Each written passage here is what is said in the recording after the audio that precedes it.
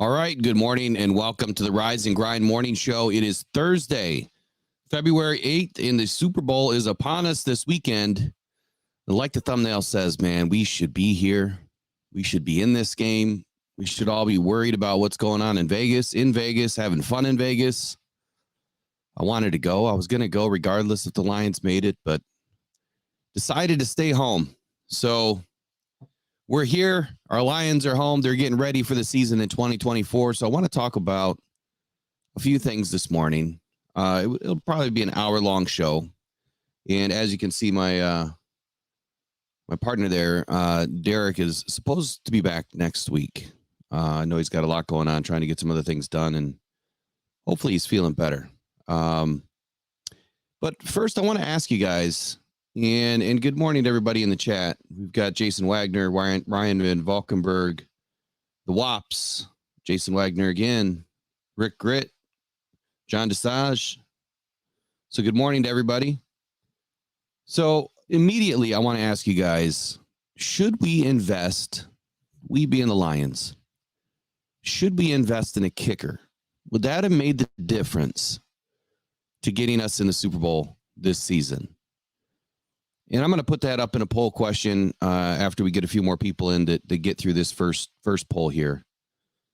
And good morning, King SJ. How you doing, man?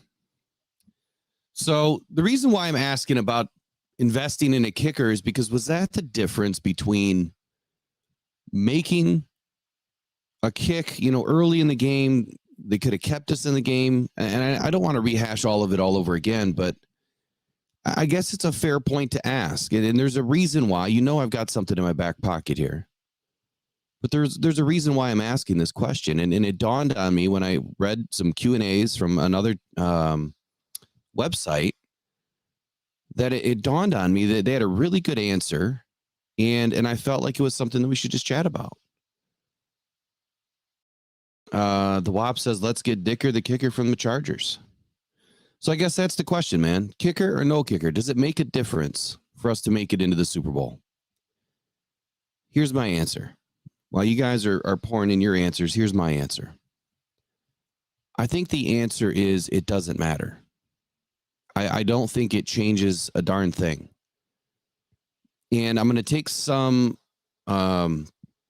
inspiration here from this answer that I read online. And it said something similar to this, that while a quality kicker seems like a critically important asset, this individual is not entirely sold that the Lions place value on a kicker or a kicker that is a threat from beyond, 50 yards, 55 yards, because it would directly conflict with the Lions' desire to put pressure on the opponents through fourth down aggressiveness. And I thought, wow, that's a phenomenal answer. That's a really good take. And I wholeheartedly agree. Like Dan Campbell said it best, that you don't change who you are. You don't change what you've been doing all season. At the end of the season, in the last game, the biggest game of the season, you have to stick to your identity. And clearly, identity is very big in the halls of Allen Park. And I guess I really agree. I really agree with this answer. I don't think that a kicker would have made a bit of a difference as to what Dan Campbell would have done. And it doesn't mean that we shouldn't go out and get one. We definitely need to have that ability. But I guess here's a follow-up question. If we had the ability to kick 55-yarders all day, like if you really had the trust in this guy, that he could bang it 90% of the time, does that change what Dan Campbell does? Does he have, a moment of lapse in judgment to say, maybe I shouldn't go for it, I should kick it, and then you miss the kick? Then what? You second-guessed yourself, you changed your identity, and now you have the same outcome. So I think it's beneficial that we have a good kicker. I do. But I don't think that it's, really important to Dan Campbell because he's playing Moneyball. I've said it back in April. This team is the new Moneyball for football, for the NFL. They dig deep into the analytics. They trust in the analytics. And I know there's a lot of people out there that could give two squirts about analytics. And that's all right. But it worked in baseball. And I would challenge you to go watch Moneyball, the movie with Brad Pitt, and you'll understand what I'm talking about here. That, I mean, it's based on a true story. So, all right. Good morning, everybody. Let's see who else joined us. Man, Bear, Pig, Demigod 313. Oh, Demigod, man, you're going to get me going today, aren't you? I can see it already. King SJ says, I do think that we should improve our kicker position either way. I'm not sure if it would have made enough of a difference this past season. I'm in the same boat, man. John Desage says, we could draft one, but I don't know if that changes the mind of MCDC. Great point. Jason Wagner says, no matter what kicker we have, he still would have went for it. That's just who Dan is. I agree. Man Bear Pig is asking how everybody is doing. So let Man Bear Pig know how everyone is doing. What he means is you drop a like right now early so we can get this thing motoring throughout YouTube land and kind of take over YouTube for a couple of days here. So we can drown out everybody. It's talking crap about the Lions not making it to the Super Bowl. Man, did people really turn on us quickly? Like as soon as we lost that game, it's like the narrative changed. All the bandwagoners jumped off, fell off, bumped their head, and changed their opinion on who the Lions were. But I will tell you this. There's something that I've noticed in the media over the last couple of weeks, and I've really noticed it this week. We are getting a ton of attention, whereas people were not doing mock drafts. They weren't talking about our free agents. They stayed as far away from the Lions as possible. You go online now and you look to find something, and there is so many new people writing about the Detroit Lions. They have hitched their wagon, to us, and then they're going to be riding, these coattails as long as it lasts. And I think that we're here to stay. I really do. Good morning, El Torre. Demigod says, my issue is Dan neglected the kicker, but decided to kick the ball before the half. Stick to your game plan all the way. The only thing I'll say about that is, if you remember in the first half, I think there was only 7 seconds left. So going for it didn't really make a whole lot of sense. Wasn't enough time. It doesn't matter what. I mean, that's like one play, maybe two. So I think he made the right decision with the first one. Definitely. That's just my opinion. All right, we'll move along here. And I have no idea how many people are in this morning because I added the Facebook group to it this morning. Get them a little airplay today. And I just won't see counts until we're over. But Man Bear Pig says, I loved that we made it to the championship game. That was way further than I expected. The future looks bright. And it really does. And we're going to talk a little bit about free agency this morning. I got a lot of requests yesterday. There were some comments, some messages. I guess some of you guys may not understand what we do. I'm not saying any of you directly in the chat, but when we talk about free agency, we're going to talk about anybody that we feel could be a fit, or maybe they're not a fit. We're going to talk about the number ones all the way down, to the bottom tier 3 guys. And there's only so many videos we can do between now and March 13th. So we're going to try to cover as many as possible. I think I've dedicated about 50 videos between now and the start of free agency.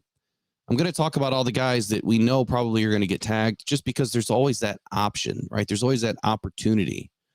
And some of our catchy thumbnails or catchy titles or whatever, a lot of that stuff comes from like vidIQ. They help us create, really catchy names. So I caught a little flack last night, but look, if you don't know that it's not free agency yet, and if you think that we just signed somebody that wasn't on a practice squad, that didn't get a futures contract, then you might need to study football just a little bit more. That's all I'm going to say. Will Scott says, good morning, Lion Nation.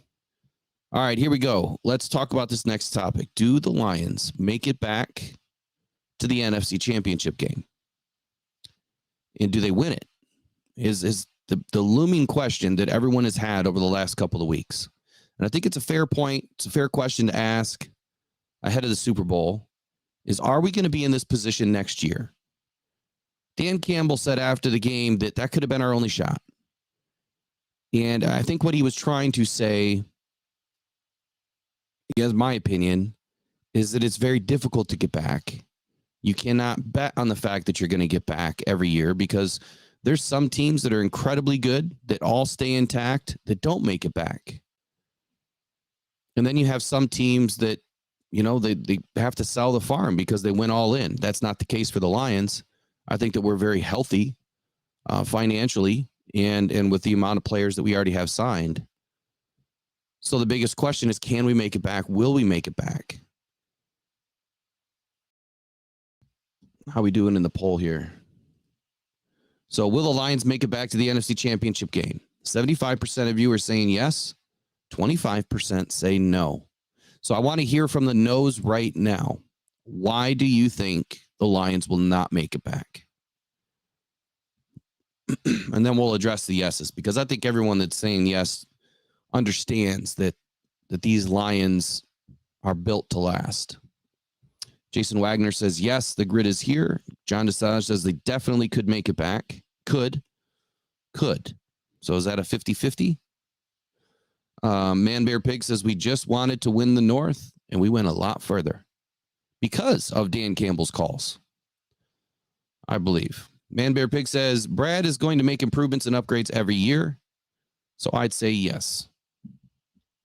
Where the no's at?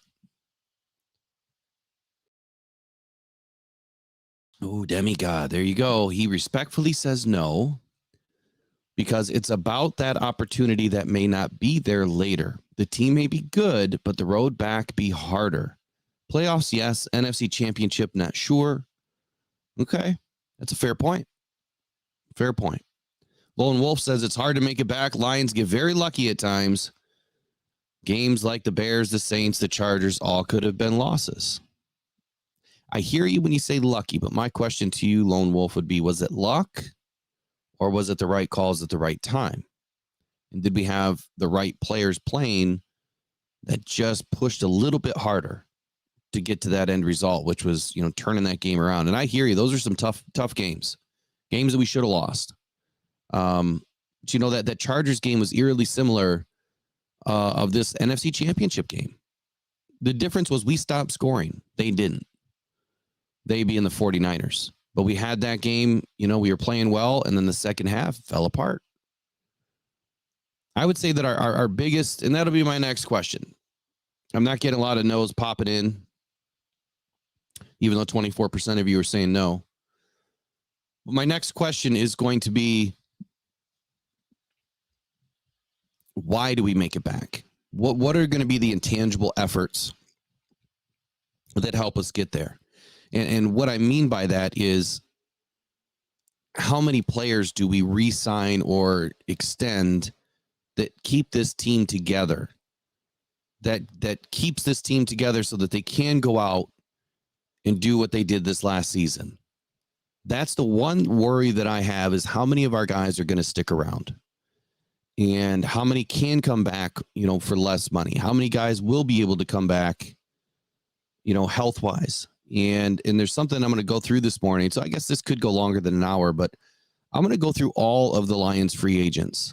And I'm going to show you what I did the other day. And I'm going to build us a complete roster based on the guys that we have in free agency and who we have on the roster right now, and do some extensions and show you what it means. Now, I can't hit the contracts right on the button, right? I don't know what they're all going to be.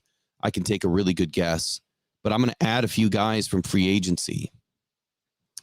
King SJ says we have to improve our third quarter play. Perfect statement. Will Scott says we can definitely win the North, but I can't say a definite yes. Not currently with the roster we have, but yes, if we address the need on defense. Demigod says also, we have seen this before. How many times have the Lions had an opportunity, then they don't live up to the expectation? Now they will win games, but can we confidently say those gambles will help? If I think I understand what you're saying here, is you're kind of worried about Dan Campbell being the gambler, living up to the expectation. I think that that's a standard now. And I think that a lot of us understand. Man Bear Pig also says you'll need to wait and see what this team will be when we get a legit D. And see, that's my point. That's the intangible to me. If you look at a team intangible, I think it's our defense. I'm not really worried about the offense at all. I think that Amon-Ra is probably going to get signed. We'll go through that. Get extended.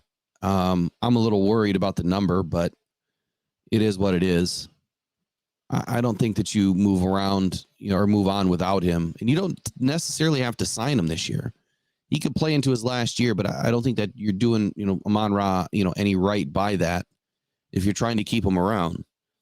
And there's a few scenarios like that I'll bring up next.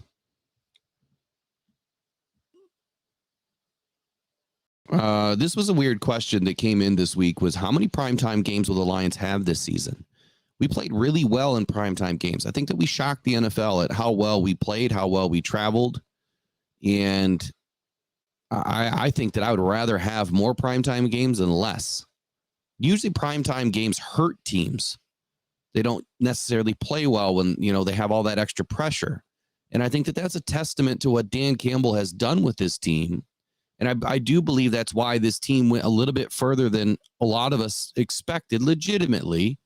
Not because we wanted to doubt our team. It's just you have to look at the progression. It's I thought that the Lions would be a Cinderella story this year. And what I mean by that is winning the North, winning a playoff game, or at least getting to the playoffs.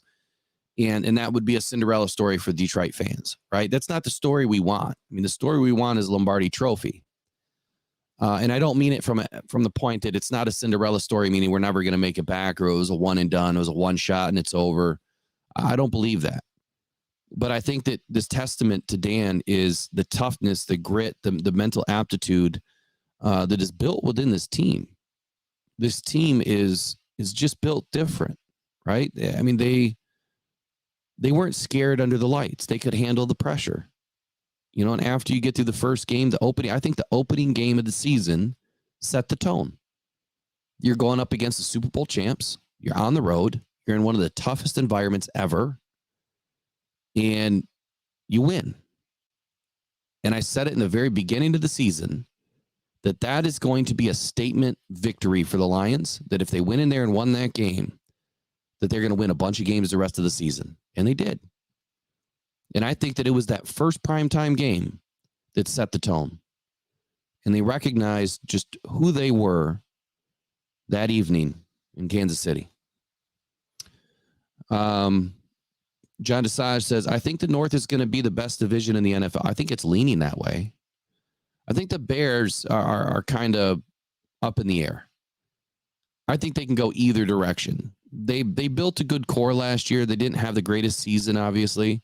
I think Justin Fields is going to get traded. I don't think he'll get cut, obviously, but I think they're going to try to trade him during the draft, and definitely going to move off of him after his contract runs out if they can't find a trade partner. I think that the Bears are going to be looking, obviously, to bring in a new quarterback. I think that the Justin Fields experiment is over in Chicago. Just my thought, but we'll talk more about that as we get closer to the draft too. Ryan Van Valkenburg is saying nobody is remembering what Dan said after he said it might be our only shot. He also said he didn't believe that. He said, do I believe that? No, exactly. Will Scott says, I trust Brad Holmes and Dan Campbell to get us back to the NFC title game. King SJ says, something that was brought to my attention is our available salary cap was reduced by $11 million due to incentives paid out. Yeah, big hit. Big hit. I don't know the overall number or why it was reduced that much, meaning who got paid. But yes, we hit a lot of markers. And that's the penalty you pay. The other incentives that got paid is when these guys make Pro Bowls, all pros, that comes out of their salary cap. I never knew that until this season. I want to say Sam Laporta got an extra $2 million bump, and I think Aiden Hutchinson got an extra $10 million bump, I think was the number. And it might be spread out, over a couple of seasons. That's why it's not hitting so hard this season, because those two numbers alone are over, 12 million. But yeah, it's I don't agree with it, but every team has to deal with it. So we're all in the same boat, I guess. Will Scott says, I think we'll have at least 3 primetime games in 2024. The question is, do they end up playing the 49ers to start the season? I saw that rumbling around the internet. And I would love that opportunity. And I would love that opportunity to go back. And that would be one of our only West Coast games of the season, I believe. And to get that done and out of the way in the beginning of the season, that would be great. Let's talk about that for a brief moment, and then I'm going to move on to some of our free agency stuff. Let's talk about the Super Bowl this weekend just for a brief moment. Because I'm going to say, I think the Chiefs win this game. I haven't dove deep, into who's injured, who's not. I could really care less about either of those teams, but this is what I will say about the game this weekend is I believe that the Chiefs are a better team. I also believe that the 49ers are can be frauds at times. And I don't believe that the Lions went up against an inferior opponent, a couple weeks ago.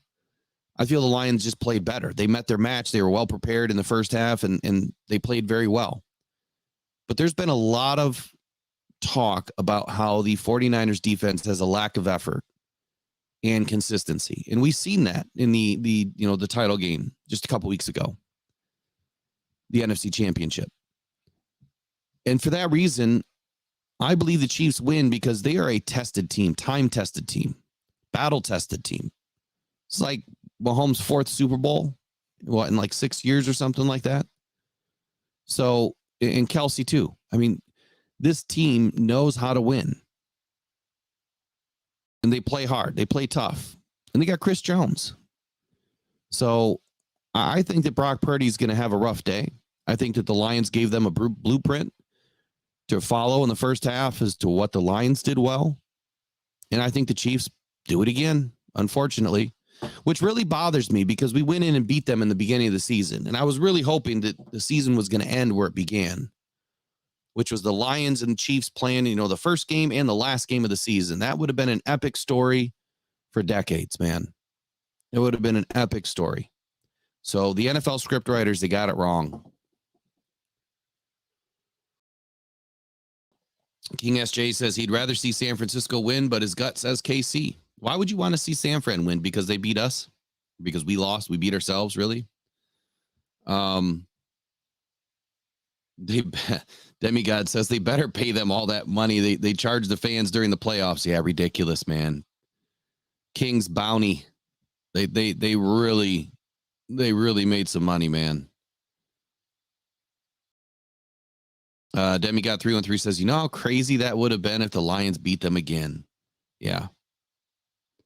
Mike P says we need a lockdown corner and a couple of D edges to help Hutch. All right. So it sounds like you guys want to move on to some free agency talk. Let's do it. Let me get to my notes here.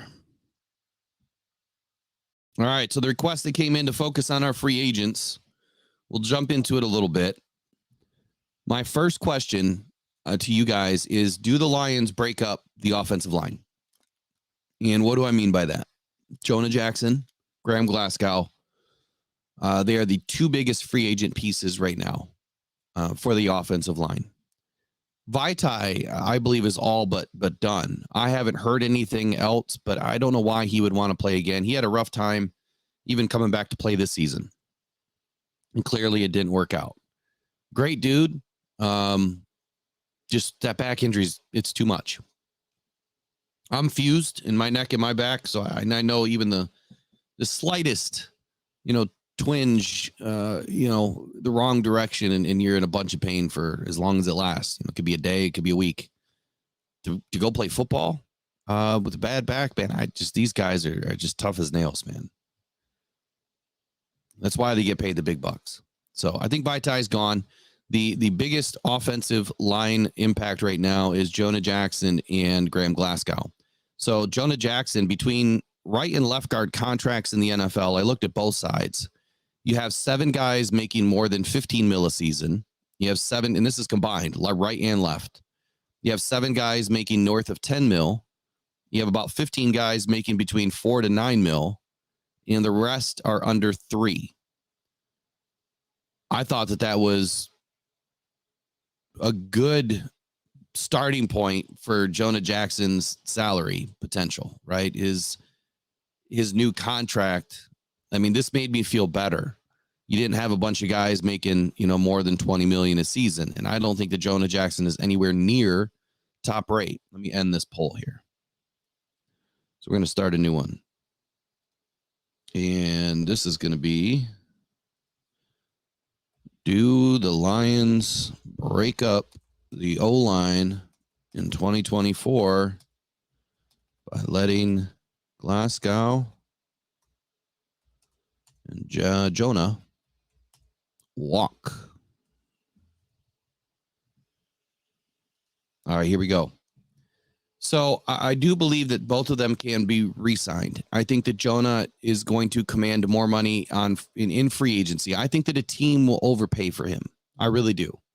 I don't think the Lions will overpay for him. But I think that there's another team out there that sees what this offensive line has been doing, and they're going to overpay. What do I think that he's worth?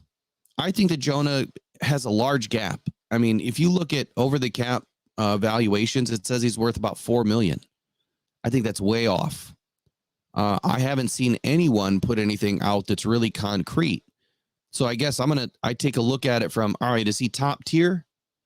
Is he, does he belong to make, north of 15 million? I don't think so. Is he better than Graham Glasgow? I don't think so. I really don't. Graham played better than he did. Is he a critical piece to this offensive line because of the continuity? He is. Do you pay for continuity? You don't. You pay for what they can do when they're on the field and when they're healthy. Jonah had some issues with injury this past season, and his availability was limited at times. And I think he pissed off Dan Campbell based on, the press conferences where Dan Campbell said, not quoting, but something to the point where, we'll see when Jonah's going to play when he tells us he's ready to play or when he's ready to come back. And it kind of made me feel like Jonah was calling the shots, So I guess the point that I'm trying to make is I don't believe that Jonah's worth more than 15 million. I believe he's worth more than 4 million. Graham Glasgow played on a 1 year, $6 million deal. And I think Glasgow's looking to make more money, like he said, probably closer to 8 million. And that's where I think Jonah lands. I think that Jonah lands somewhere between 8 and 12 million per season. So I would be comfortable with that. I think that the Lions would be comfortable with that.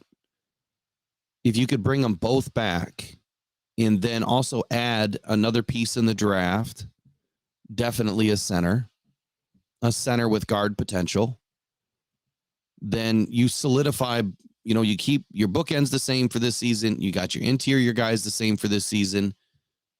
And then you add a center guard, and we're going to have to add another guard potentially for backup, or a tackle, left tackle or right tackle. And I'm going to get to that next as to why I think that the Lions are going to bring in a right tackle versus a left tackle. So do they bring him back? It looks like a lot of you are saying 64% right now are saying that the Lions offensive line is going to get broken up. Let me see what you guys are saying. Demigod 313 says, yes, Jackson can't stay healthy and Big V needs to go. Steve K says, yes, Jonah, trade him to Cincy. Jonah's a free agent. We can't trade him. And we could sign him and trade him. But we can't trade him right now. King SJ says, I don't think Jonah Jackson is back. I hope we do re-sign Glasgow. John Desage says, bye-bye, Jonah. Too much money for a guy that gets hurt as much as he does. So I think we're kind of in line here. Will Scott says, I think we'll lose Jackson next year. We can't sign everyone. Lone Wolf says, I say Jackson, Big V are gone. Glasgow stays. Ragnow, not sure if he retires. And Demigod says, are there any top offensive linemen as of right now heading into free agency? I'm sure there are. I have not looked as of today who's up. Bruce Morton says, hey, will Brad Holmes bring some real dogs to the defense in free agency? I think he will replace these mediocre players with average or below average players. His problem is he doesn't want to pay anyone. To give you the quick answer on that, I think that he does bring some better competition to the team. I think that he does elevate this team like he has every season. And I think when you say that he has a problem paying people, we've heard that from, a few individuals. You read it online that there's a lot of people that believe he doesn't want to pay anybody, but he paid Cam Sutton $11 million. So I think that proved to us that he's willing to pay for good talent. I think he overpaid. Now that we've seen Cam Sutton, he definitely overpaid for Cam Sutton. I think that he's willing to pay, but I think Brad Holmes is his big thing is he wants to pay our guys, right? The guys that they hired, that they drafted. Those are the guys that he wants to keep, and those are the guys that he wants to pay. And so for that reason, that's why free agency seems to be a little bit bleak over the last 3 years, with last season being, the best season we've had yet in free agency. I think that we're going to have a better free agency this year. And it may not be the big time, big name, big splash players, but I think that he's going to elevate this team and do Brad Holmes things. We'll probably see a couple of prove it deals. I do think that he's going to bring in some players that are going to make a big difference. I really do. I think that the drafting is the most important. I said it last year that we are half a season away, and that's because this fourth draft is the draft that you can't turn back from. This is when you filled all of the spots that were weak from the day you took over the team.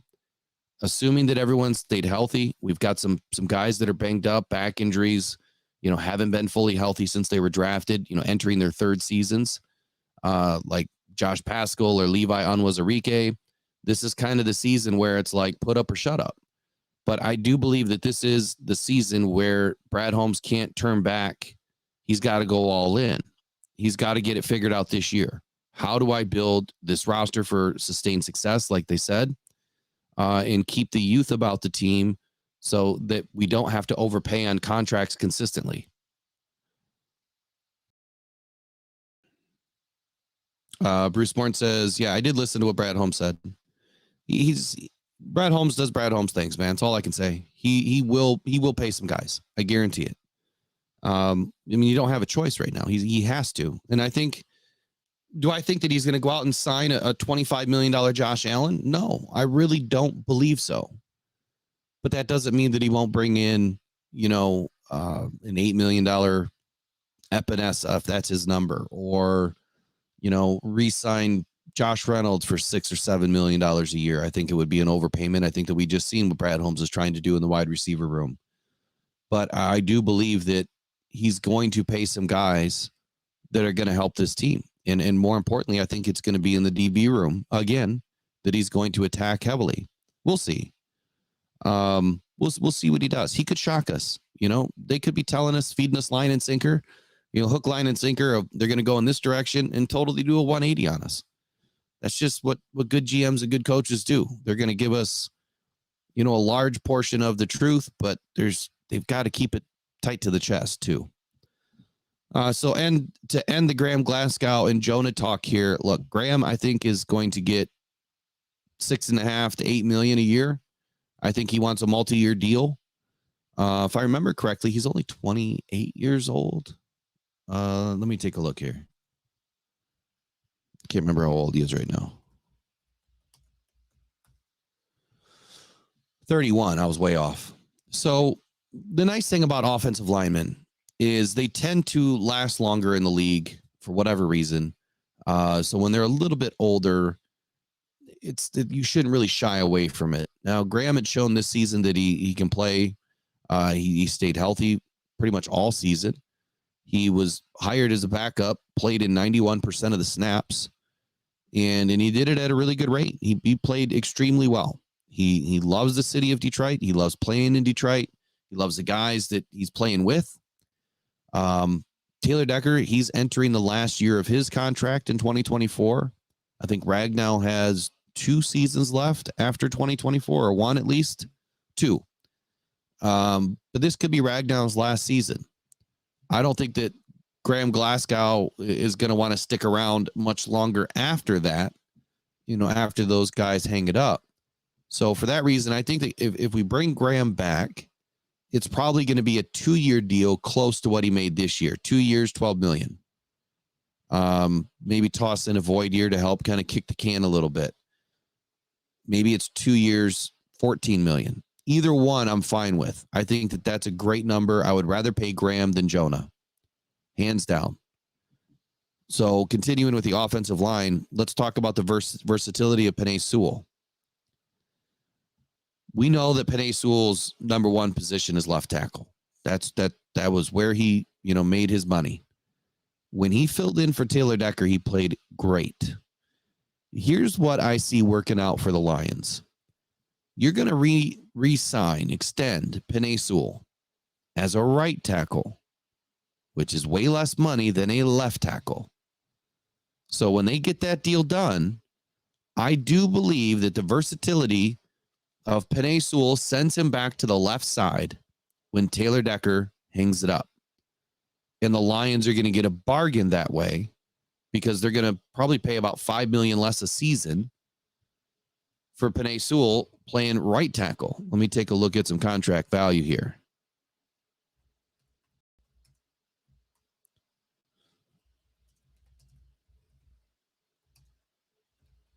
Do you guys follow what I'm trying to say, though? Hey, good morning, Phil Feist. Kenneth Henry says, do you think drafting Zinter and waiting for him to heal, we could get him lower in the draft? He could learn from the veterans in the meanwhile. I don't know enough on Zinter. What's his problem? What happened to him? But I'm all about it, especially for offensive linemen. If it's not like a major knee injury or a major, ACL injury, then I would say yes. I personally would stay far away from those injuries. That's just me, though. With offensive linemen, they wear those braces, so the opportunity of it happening again is slim to none. So here you go. Your number one left tackle in the league is making $25 million a year. Laramie Tunsil. Right tackle, $20 million. So like I said, it's a $5 million difference. I do believe that Penei is going to set the new stage. I think that he's going to get a max contract. But if you're paying him as a right tackle and you pay him $22 million a year, and then the next left tackle max contract is going to be about $27 million a year, you're saving $5 million by paying him as a right tackle and then moving him to left tackle when Taylor Decker hangs it up. So my question to you guys is, Penei Sewell going to struggle? Do you think that he would struggle moving back to left tackle? Let's end this poll. We'll put up another one.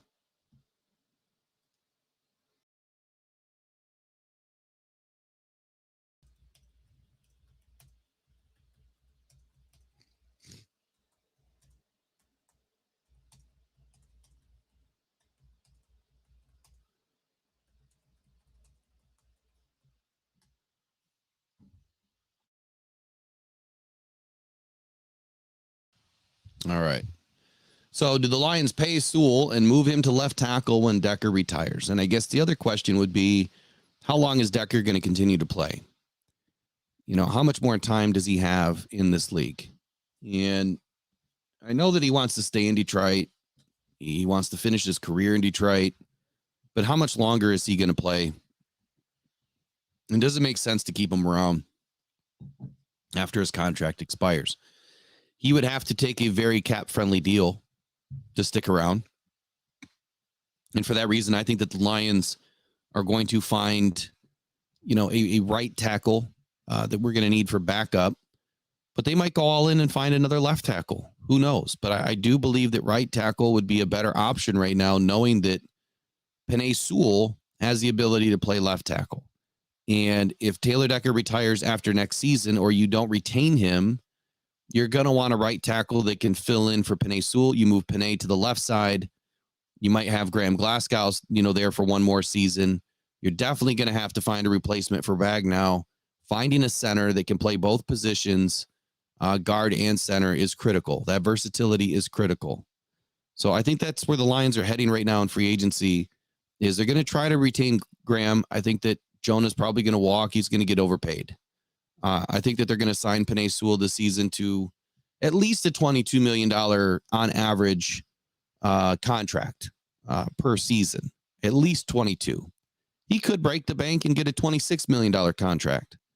And that way he would be the highest paid tackle, whether it be left or right in the league. I think that would be exceptional either way. I mean, or acceptable, my apology. Either way, you're not going to get rid of Penei Sewell. He's also super young. This guy's got a long time to play in the league. Long time. All right, Man Bear Pig says, so what's the expected cap increase for 24? It needs to go up if teams are going to afford the new player contracts. Yeah, it's supposed to be around 245 was the last number I seen, about 245. And if you want to talk cap right now the Lions are looking at 46 million. And see, they had close to 70 to start this season. So 46 is a far cry. Actually, let me go back and look at that again, make sure I didn't have any of my numbers put in there.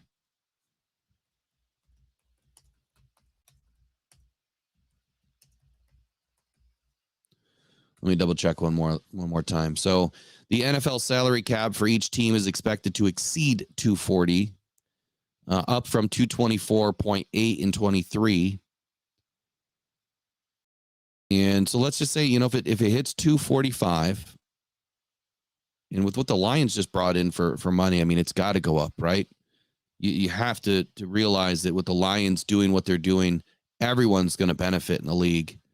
I said it in April, man. They're great for business, and they proved it. They proved us right.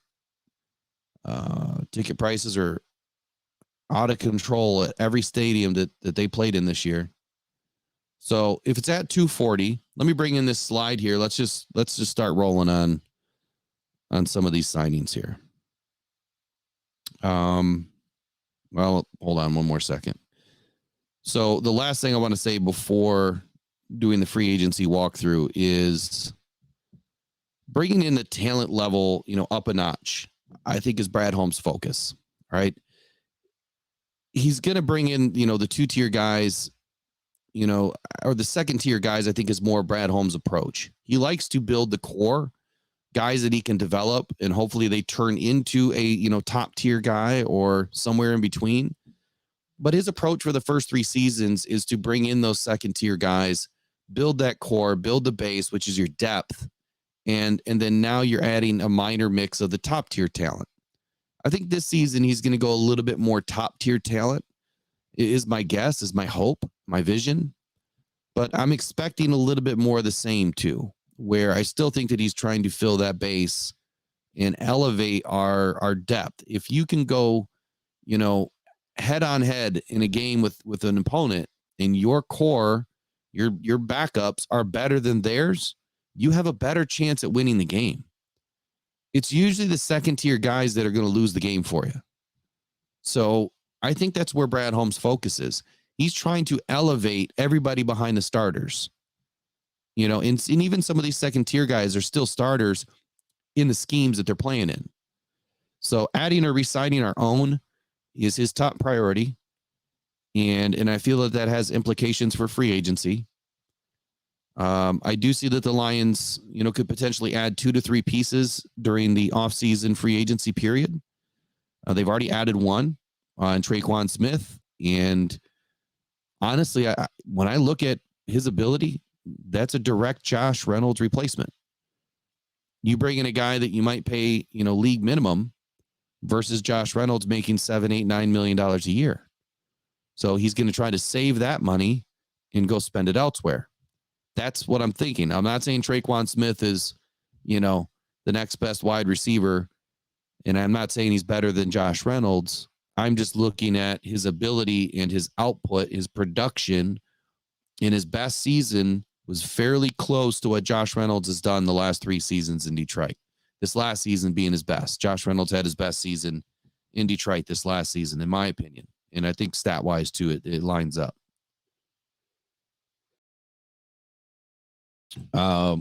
Will Scott says, Sewell has all the intangibles we need on our team. His vocal presence, his playing style will be too much for us to lose. He is the identity of this team. And Brad Holmes said something to that earlier in the season, that they did not go out and get Penei Sewell because he was a great football player. It was him and his identity and his personality and the intangibles that he does carry. It's him being the identity of this football team. Is exactly what Penei Sewell was.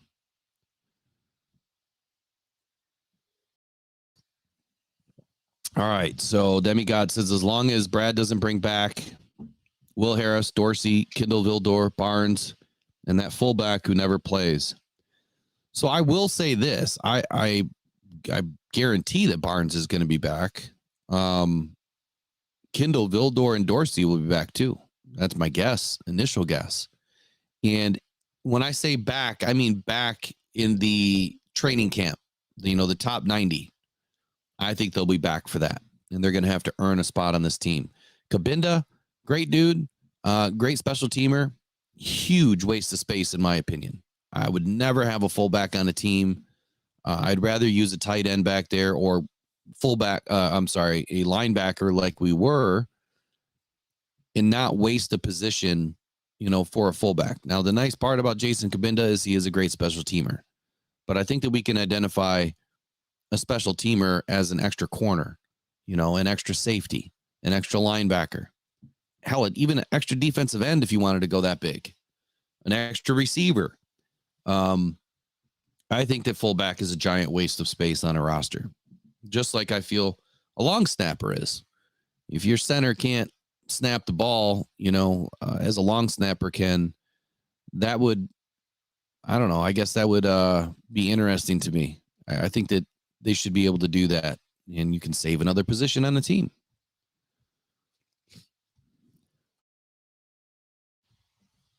All right, so I'm going to bring in the screen here. Let's talk some free agency.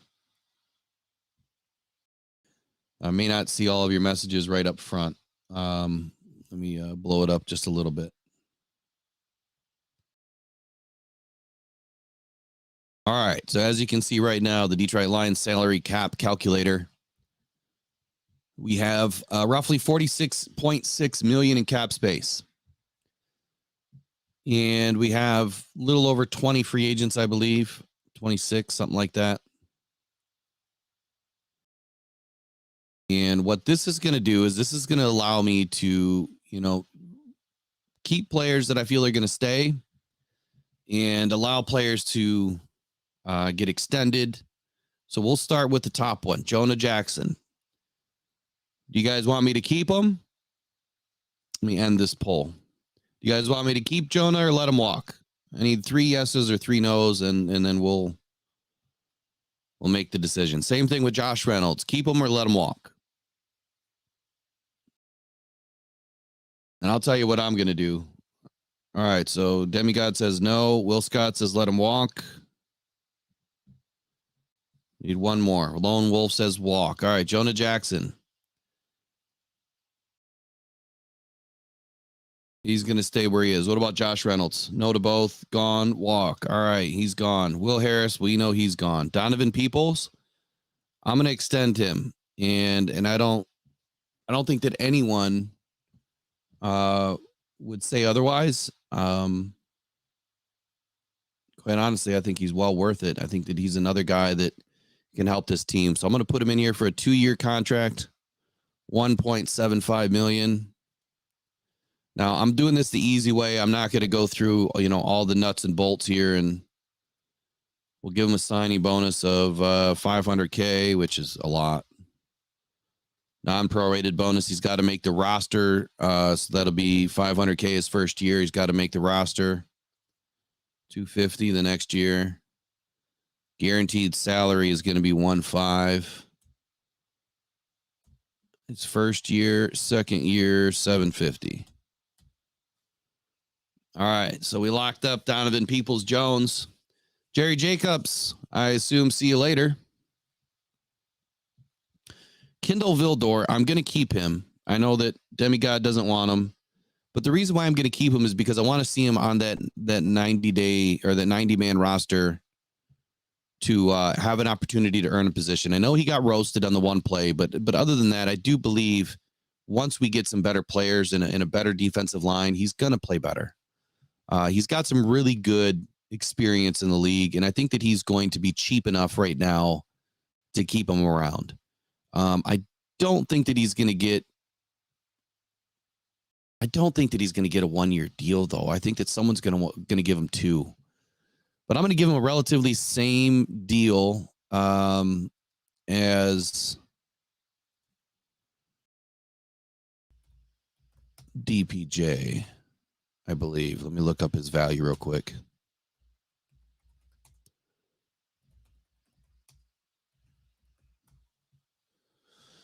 So this last year, he signed a 1-year, just over $1 million contract. So pretty much league minimum, right? His valuation, wow, terrible valuation. That doesn't make any sense. So he's going to be close to league minimum, I think. But we'll give him 175. Man, it's still a pretty low contract. He's got to make the squad, so $500,000 bonus to make the squad, $250 the second year. Guaranteed salary, we're going to go 125. Second year, we're going to go 125. Now, I don't think that this contract is completely accurate, but I think it's close. I'm sure Kindle doesn't believe the same. Tyson Alu, I think he's gone. I'm going to come back to Brock Wright. I mean, no, I'm just going to tender him. We'll do the tender. I think that he'll be back. He'll be healthy enough to come back, but I think the Lions are going to be shopping.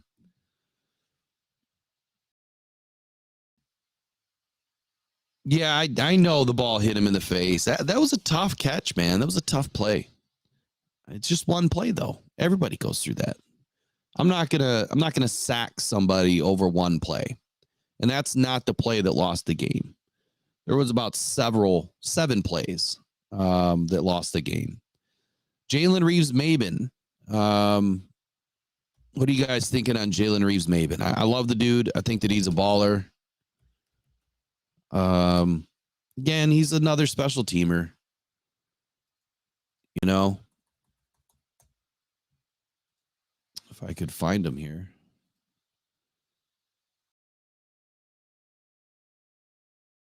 Maybe I'm spelling his name wrong.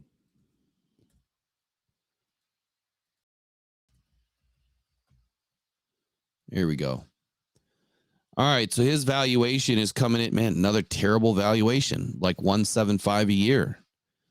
So again, I'm just gonna have to go based on what I see. He's 29 years old. Let's extend him for 2 more seasons just to keep him around. Again, 175. We'll give him base salary for that his first year. I'll give him 175 his second year. He's got to make the roster, $500K. We'll give him $250 the second year to make the roster. Guaranteed salary this year. We'll fully guarantee his first year. $750 the second year. He's not going to like that contract. That's okay. Everyone's in agreement that Brock Wright needs to come back, so I tendered him about $2.8 million. Anthony Fursker, I don't know enough about him, but he's 29 years old. He might come back on a league minimum. So let's bring him back on a 1 year. I don't think that we've signed him or anything yet. So I don't know. We'll just keep him in as a base salary of 1 year guaranteed. We'll do $750. Make the roster $250. And these are big bonuses, but give him a 1 year prove it deal. Matt Nelson, I'm not sure why he didn't come back this season. So he was healthy and ready to come back around week 10. And for that reason, I think that he walks. Benito Jones, restricted free agent. I'm going to tender him. Play on the tender this year. Jack McQuaid, we don't need back. Dan Skipper, he's got to come back, man. I love him. Got to come back. But what is he worth? And what are you guys thinking? I think Skip has, he's a great value to this team for many different reasons, but he's a great value. See, his OTC valuation is just over $1 million a year, and I do not agree with that. I don't know why he's only worth, according to OTC, $1 million. When in week 7 they put him down as his week 8 valuation, $6.8 million, and then it drops all the way down to $2 million. and then 1 million. So here's what I'm gonna do. I'm gonna extend him. We'll give him another 1-year deal. We'll give him 175. We'll fully guarantee it. We'll give him a $250,000 bonus. Again, that's high. We'll guarantee his 175. Call it good. Now I'm doing all this quickly, right? I'm not putting a ton of thought into this. Demi got to like that deal. 2 years, 2.5. I already threw it in there, but I like that deal. I think that's a good number. Coyote will be back. We'll tender him just under $1 million. Craig Reynolds, he'll be back. We'll tender him. Scott Daly, we definitely need him back. I'll tender him for now, but I think that they can get a better deal on that. Shane Zielstra had a pretty nasty injury. I'm hoping that he comes back healthy. So we'll tender him. You know that Michael Badgley will probably be back, but I'm not going to put him back on this roster for right now. I do like Zonovan Knight as an opportunity, in camp. Let's tender him. James Houston. Wait a second. James Houston has a tender? That's right. He's an ERFA. I'm going to extend James. I think he did enough his rookie year. Let's add a void year in here of 1. Let's give him a signing bonus of 1.5. I know that's heavy, but let's just do it. Give him a base salary of 1.5 his first year. And a base salary of 1.5 his second year. Now I'm being nice to James. I'm being nice to him because I think that he can come back still on somewhat of a, rookie style of deal, 4-year deal that, he got out of because he was cut. We're going to give him a $250,000 bonus to make the team, make the roster. Actually, I'm going to bring his signing bonus down to $750. Guaranteed salary will go 125, which is going to be closer to the rookie amount, and 150 in the second part of this. So I'm being nice to James, but I think we need to see what he's got in the tank. Craig Reynolds is tendered already. All right, cool. Yeah, OTC obviously hasn't caught up yet. Anthony Pittman. I'm not paying $2 million for Anthony Pittman as a tender. Khalil Dorsey. I think that they extend him. I wouldn't tender him. We'll do a 2-year with a void year. I use void years loosely. But we'll go 1.5. Now I did this a lot better in my original, but I wanted to do it live with you guys.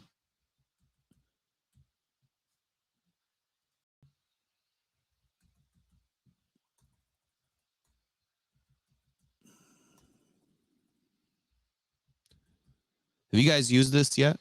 You guys had any fun with this OTC calculator? It's fun. And it kind of gives you an idea, how these contract works. But contracts are so convoluted, man. There is so much work involved in these contracts that I'll never understand all of it. Unless they want to have some sort of a training seminar on it. I don't like that number right there. There we go. All right, that's probably a little much for Khalil Dorsey, but I think that he's worth it. I think that he brings a lot to this team. Definitely as a special teamer, and I think that's cheap for a special teamer. Nate Sudfeld, see you later. Chase Lucas, will tender him. So that takes care of all of the exclusive free rights, unrestricted free agents, restricted free agents. How are we feeling about this right now? Where does this put us?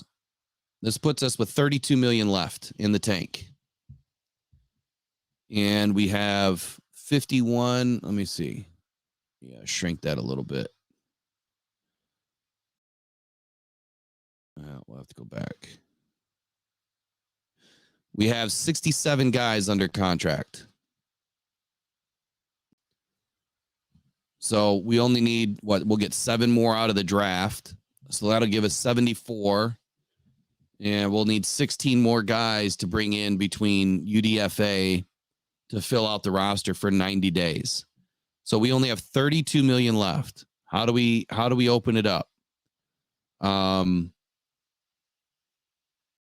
Yeah, I see a demigod. 100%. I believe that James Houston is still only going to be a third down guy. This season they were trying to do a little bit more with him. They were trying to make him in my opinion, a more well-rounded defensive end, outside linebacker hybrid, and that's what busted up his ankle. Now that ankle could have gotten busted up on any play, but I believe that's what busted him up this year.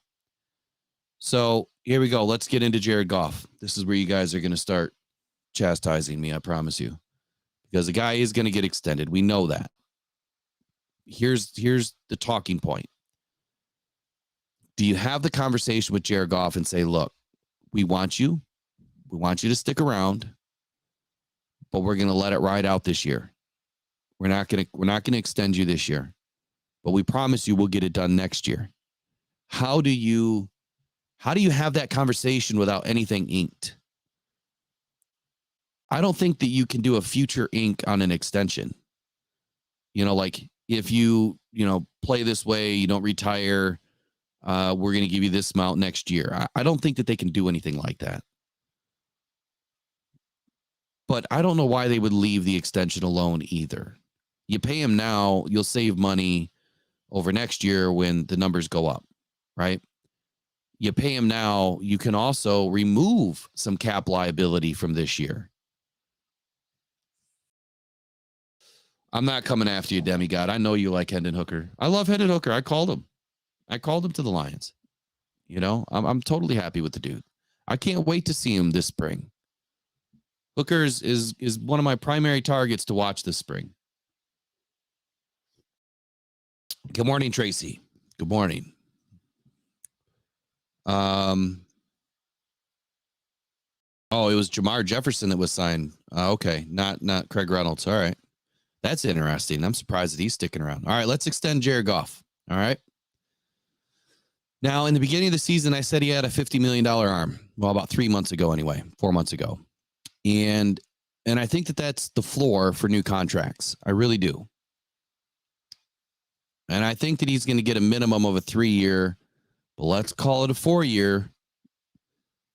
And these are the contracts that get really hairy. Like, if I don't set this up right now, it can really screw the cap. So it might take me just a minute, but let's say he gets a 3-year extension. Okay, so that gives him 4 years total. 3-year extension at $49 million a year. That's $147 million. He has a base salary of 22 this year, a prorated bonus of 5, a non-prorated bonus of 5, bringing his cap number to 32. I don't know how they add this year in. I apologize. I'll study that so I can learn it a little bit better, but I'm just going to add the total 32 million to it. So that's 179 million. So here's what I'm going to do. I'm going to round it up to 180. 4 years, 180. That's an average of 45 million a year. I think he's going to command, based on all the numbers that I've looked at, all the other contracts that I've looked at, I think that he's going to command about a 70% guarantee, which would give him 126 million in guaranteed money. And I believe that of that guaranteed money, they're probably going to give him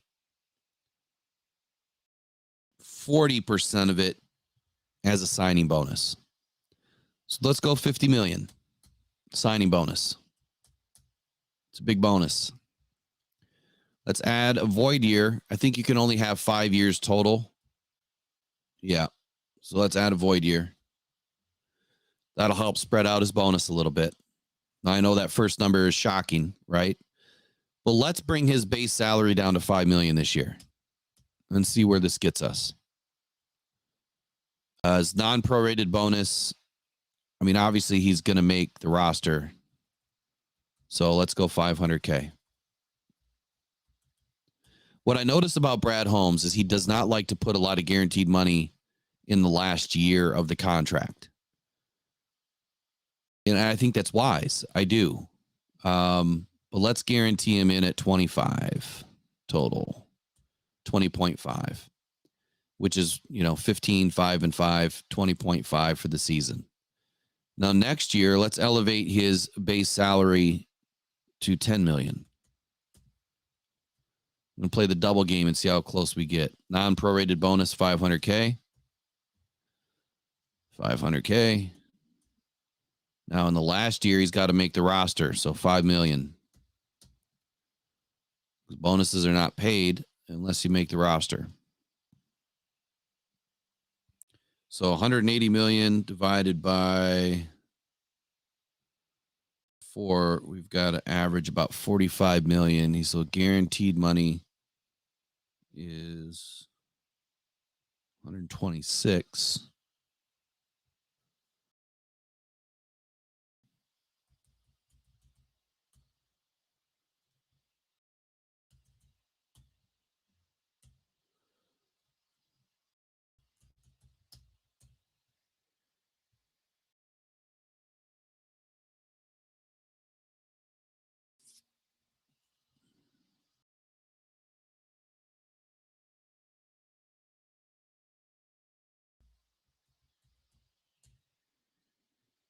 Apologize for the silence. Just give me just a moment here.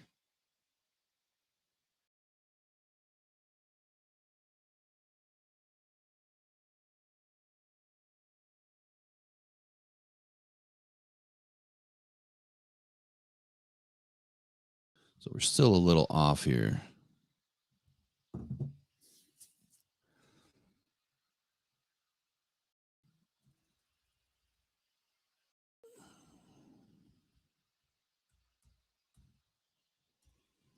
All right, we're close. We are close. I wish I could have saved the other one so that it would have made it a lot easier to do this a second time.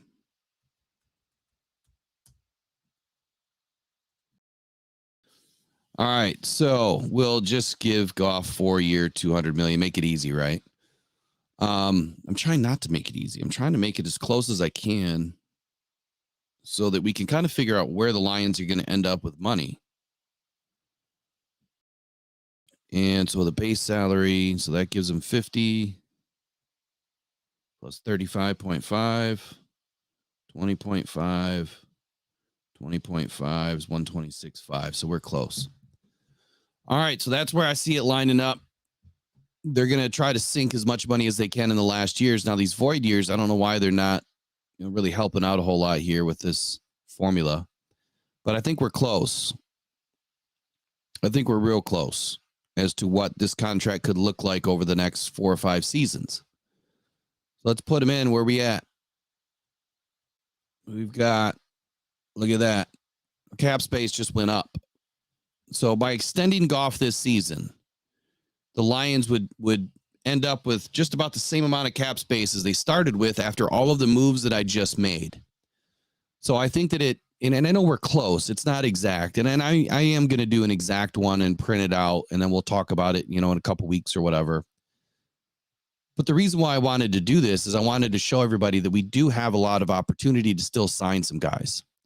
So Tracy Walker, he's set to make $12.8 million this year against the cap. If we cut him, we're going to owe him 7.3. We save 5 million. I think that Tracy gets renegotiated. I think the Lions are just going to say, look, you're not worth 12.8. We can try to trade you, but I don't think there's any teams out there that are going to pay 12.8 for Tracy Walker. So what are your guys' thoughts on Tracy Walker? Do we cut him and save 5 million and try to find somebody, or do we try to keep him around because he knows the defense? I mean, he's a high quality backup at best, right? I guess I would hope that we feel better about him. I just don't after this season, getting benched, not really playing well. I guess the big question is if Gardner Johnson isn't coming back, then you probably are going to keep Tracy Walker around. I think that Gardner kind of edged, Tracy Walker out, obviously. Well, let's just say we restructure him, that we want to keep him around and that he's okay with it.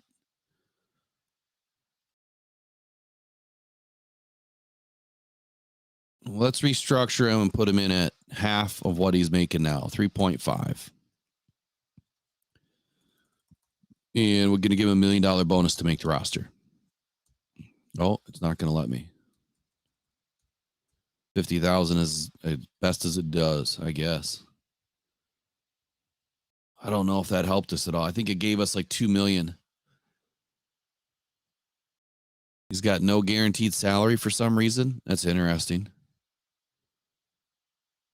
Well, we gained another 2 million by doing that. Frank Ragnow, obviously he stays where he is. Cam Sutton, Aiden Hutchinson, Penei Sewell. Let's get him done. We're going to extend him. I guarantee they put him in for 5 years. I think you almost have to. I don't think the void years are going to matter much once you go out that far. I think he's in the same boat, like 22, 25 million a year. Let's just say he gets 25. Let's keep it simple. Again, this is just for numbers purposes. 1,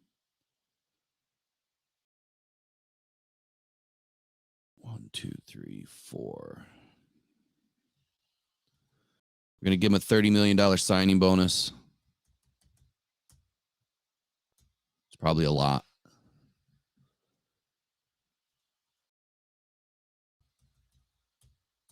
Give him $500K to make the roster every year. And then getting towards the last contract years, you up it a little bit. I know I'm playing with numbers, but doing it on the whim here, it's much more different doing it.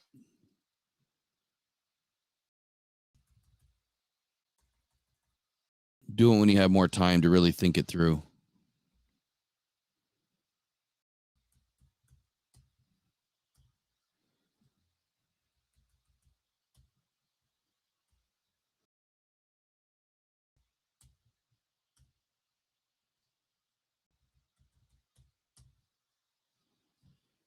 All right, so if he gets 5 years, or at least a 4-year extension, 100 million, and he'll probably get 50% of that guaranteed. Just based on some of the contracts that I've looked at, 40 to 50% seems to be the going rate for tackles. My numbers are a little bit high right now, so let me adjust these.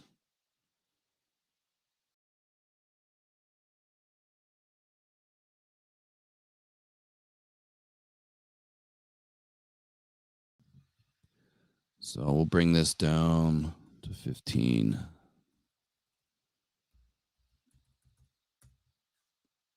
I'm only going to do a couple more of these. Just I wanted to show you, but doing Penei Sewell and Amon-Ra, what that equals. All right, so that gives him 30, 45, 55 million guaranteed. So let's drop this one down. Base salary, 5 million. So $15 million cap hit this year. We could probably do better than that.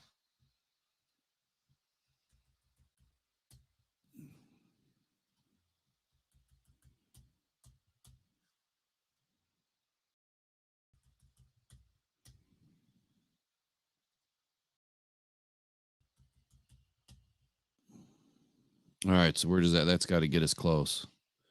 26, 22.5, 16.5, 11.5, 15.2. That gets us close. Let's change this guy to 7.5. All right, that gets us real close. And that's what a restructure could look like for Penei Sewell. How does it affect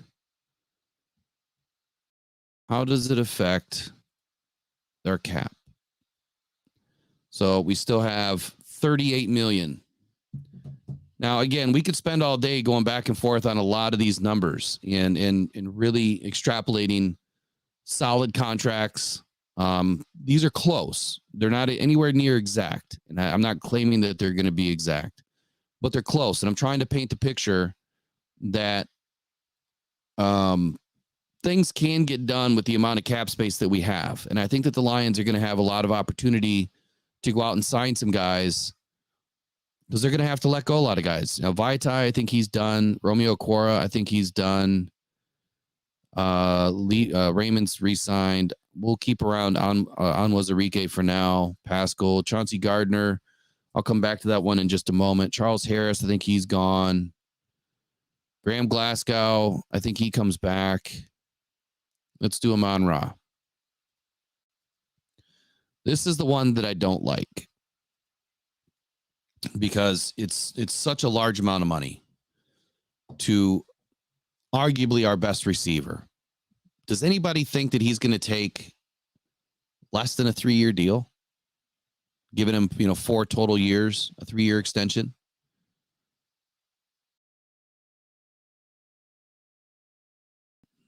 And Demigod, I see you on the Goff contract. My initial contract for Goff was like a 2-year extension or a 3-year extension at $49 million. I guess kind of what I just did, or a 2-year extension in that same realm, 2 years, $55 million a year. Because if you go short, you're going to have to go high. If you go longer, you can bring it down a little bit. But does anybody think that St. Brown's going to take less than a 3-year extension? And would it be wise for the Lions to even try to do that? Should they extend them for 4? The thing we have to pay attention to is the numbers that are coming up in 2025, 2026, 2027 in the cap space. And you see how much cap space that we have in 2025 already by restructuring or renegotiating or extending some of these contracts. So let me put some numbers in for him. Again, I think he's going to get, let's just go 3 years, 80 million. That's probably high. 3 years, 22 million, 66 million. Plus he's got $1 million left over. So let's just go 70 all in. We'll give him 55% guaranteed. We'll go round numbers. We'll go 8 million. We'll go 12 million. We'll go 15 million.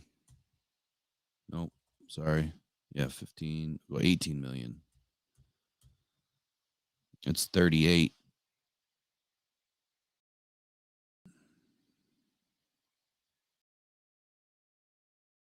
Nothing guaranteed in the last year. We'll do 1 void year to kick the can.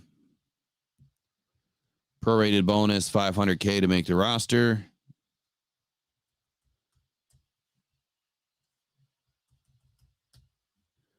Last year, we'll go 5 million to make the roster. Who knows? Maybe he gets banged up. Give him a signing bonus of 22. Let's do 22 million.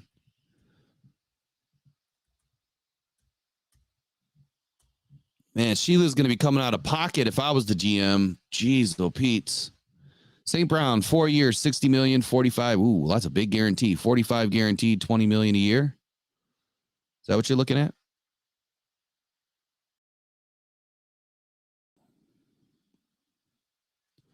Base salary, we're going to go 2.5. And then next year, I think we can jump up to 12.5 because we're trying to structure these contracts to be cap friendly in other years. 20 million sinus bonus. Yeah, I got 22 million in there. Drop them down to 10.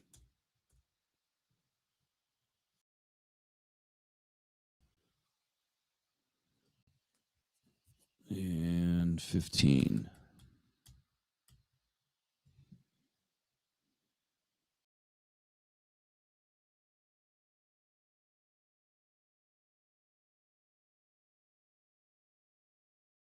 So that's close.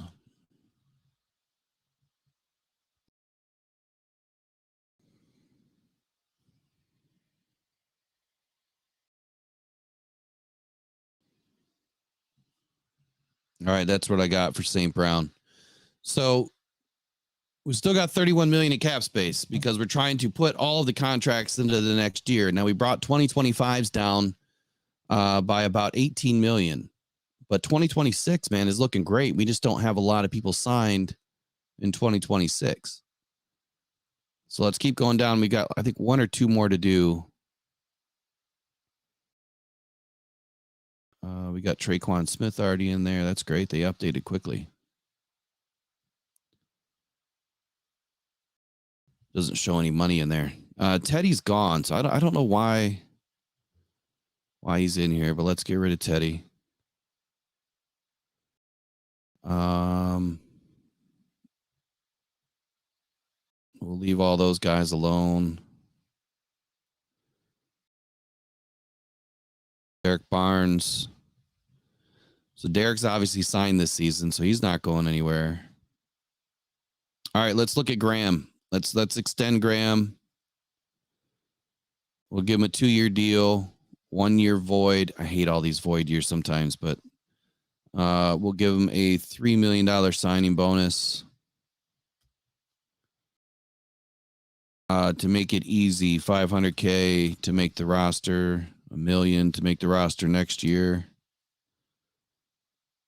So let's say he's going to command about $8 million a year. Let's just do easy numbers here. $4 million this year guaranteed.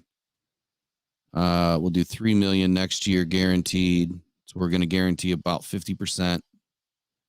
We'll give him a base salary this season of 2.5 and next season of 5.5. So 7, 13, 14, 15. So that's about 2 years, $7.5 million each. Let's put them in. Still have 27 million left. Who wants to re-sign Chauncey Gardner? And how much are you going to give him? You pick the contract.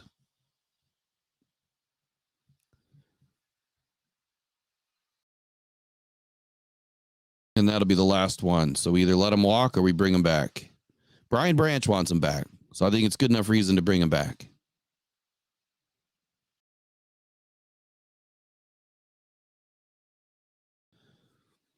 I think he gets a 2-year deal. Come on, Demigod, throw me some numbers. Same deal because he didn't do anything but talk about, what was it say? But talk about the season. Let me stroll on down here. He didn't do anything but talk. So you think he'll get 6 million again this year and next year? So let's do this. Let's do a $2.5 million signing bonus. Let's give him $2.5 million this year as a base. $3.5 million the next year as a base. I think he comes back for 2. And AG stayed, so I think that, you know, when AG stays, he stays. Give him a big roster bonus just in case he gets injured again. Guaranteed salary. Wasn't he fully guaranteed this year? 6 million fully guaranteed?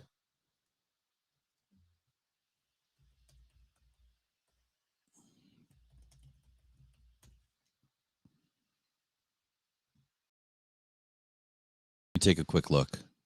He had a 2 million signing, 2.5 base. Yeah, he had a 6.5 million dead cap, so it must have been fully guaranteed. I think those numbers are kind of high. 15 guaranteed, that'd be a fully guaranteed deal. 2-year, 5 mil signing bonus. So if we look at Spotrac, last year he was 2.5 base, 2 million signing, 4.5 million cap hit. His dead cap though was 6.5, which means that I believe 6.5 million was fully guaranteed. If I'm reading that correctly. All right, so let's bump him up to a 4 million signing bonus. Now I'm going to have to throw in a void year. 2.5 this year would round him out to 6.3. Let's guarantee So we'll go 2 years, 15 million, like you say. It's $7.5 million a year. Let's guarantee 10 of it. So we'll go 5 this year. He wouldn't play for this. We'll go 6 the next year.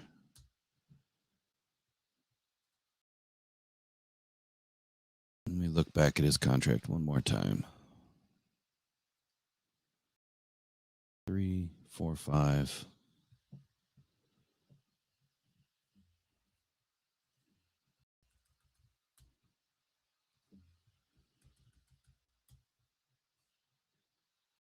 Six, 6, 12, 13, 14.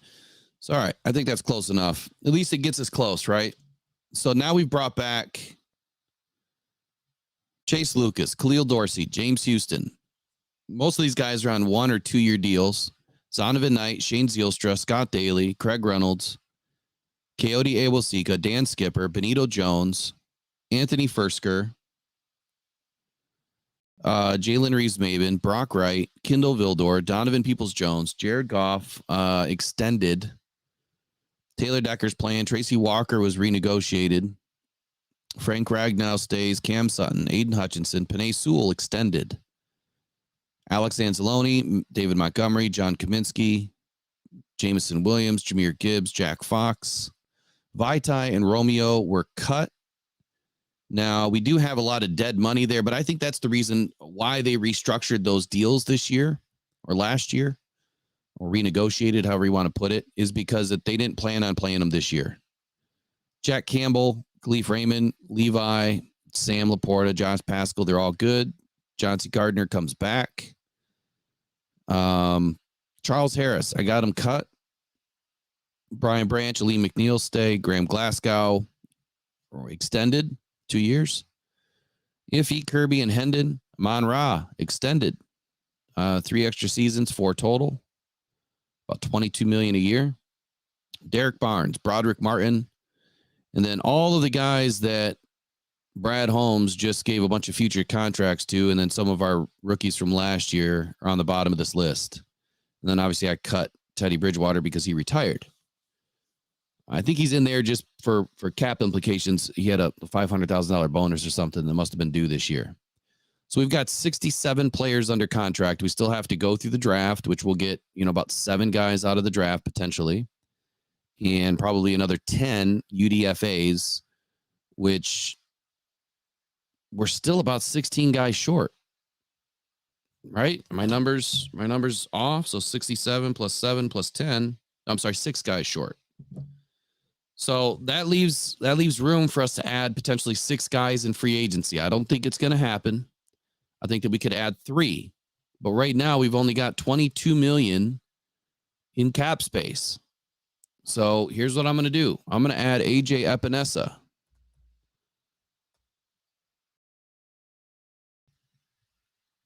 And he's going to get a 3-year deal, 2 void years. Now his valuation is about $5.4 million a season. So 1, 2, 3. We'll give him a 3-year deal at $18 million. We're going to give him a guaranteed salary of, now let's go 3 years, $20 million. $21 million to keep the numbers round. It's a little high, but I'd rather be a little high. So his guaranteed salary, we'll do 50%. So we'll do 10.5. So we'll do 2.5 in the first year.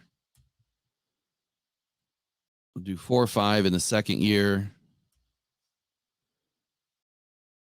And we'll do 3.5 in the last year.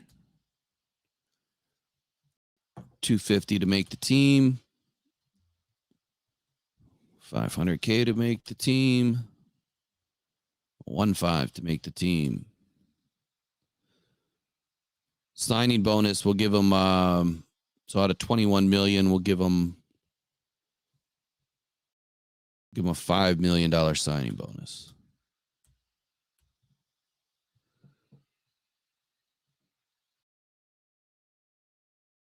base salary. We'll do 1.5 this year. Do 3.5 the next year. We'll do 10.5 the next year. 14, 15, 5. 13, 14, 15, 20, 22, 750.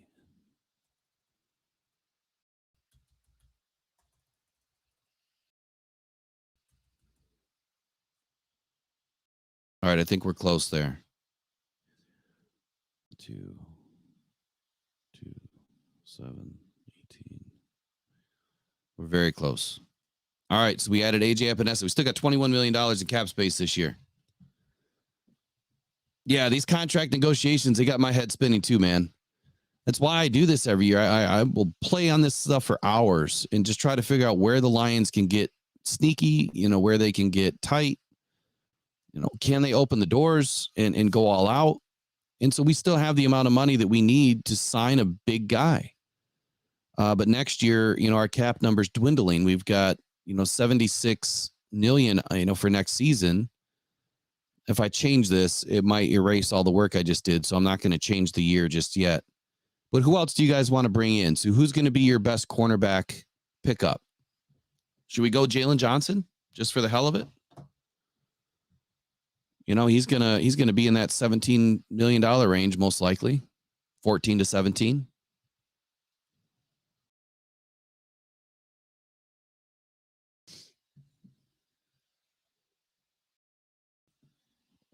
This will be the last one that I do, and then I think we'll be wrapping it up for today. It's a little bit different of a live show, but you know what? I don't have Derek around today to give me a bunch of content, good talking points.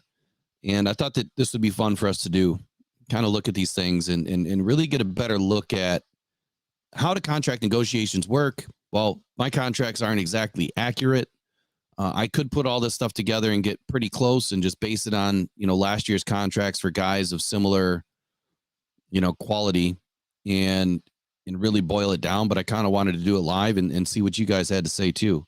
So what cornerback do we want to bring in? Because we definitely need to bring one in. And I still think that we need to bring in a defensive tackle that's not going to get tagged.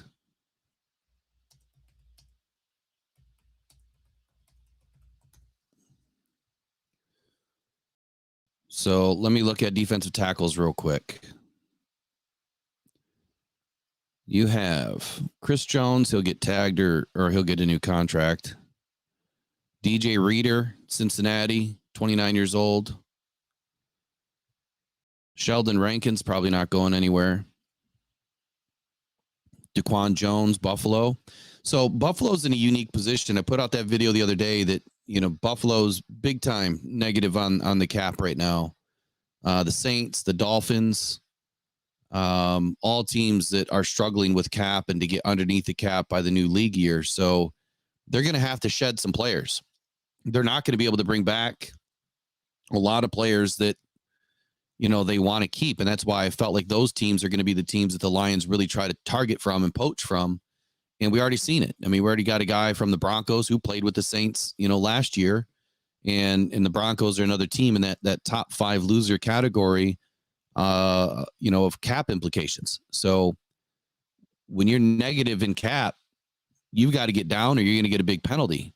So they're just not going to be able to bring back the guys that they want, which leaves opportunity for the Lions. Man, as far as defensive tackle goes, I really like Matabuki, man, but I feel like he's not going anywhere. Gabe Davis from the Bills, big buy, and Burns. What does that say? Yeah, and can burn DBs. I like Gabe Davis from the Bills. He's a wide receiver, isn't he?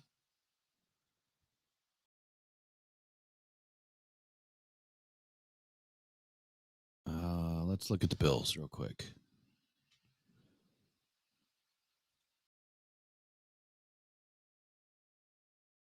All right. Yeah, I was looking for a DT option or DE. So you've got Daquan Jones, Tim Settle, Linville Joseph from Buffalo that are free agents. He had 3 sacks. Daquan Jones, 5 QB hits. Only played in 7 games. He's 32 years old. I'll hard pass on that. Let's look at the Dolphins.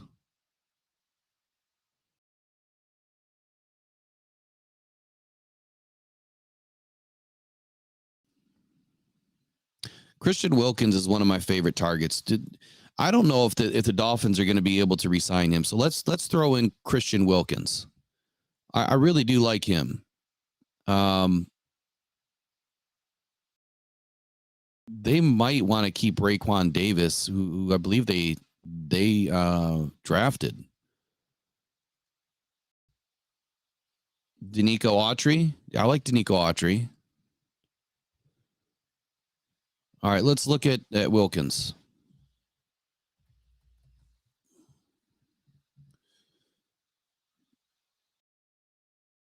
There he is.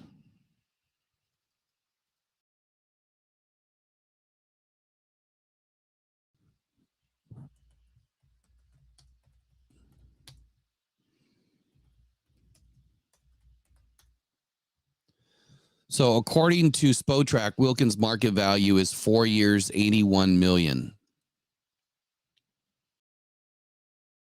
Now this goes against everything that I believe in, but they're comparing him to Jeffrey Simmons, Dexter Lawrence, Deron Payne, and Quinnen Williams, who are breaking the bank. I mean, those are probably the top 4 contracts out there right now, or one of the top 4 contracts. So if we bring him in, it's going to cost potentially $20 million a season.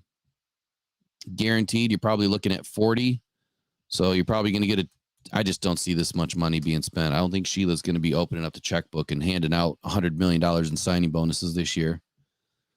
But we'll see. Let's do a 4-year extension, or I'm sorry, 4-year contract with the 1 void year, $20 million signing bonus.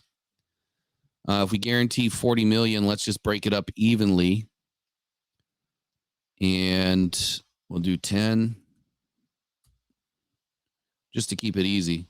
10, 10, and 10. So there's all of his guaranteed money. I'm going to give him $500K to make the team. $500K to make the team. And in the last season, $2 million to make the team. And his prorated bonus is out there. So we're looking at, let's see, 5, 10, 15, 19, 26.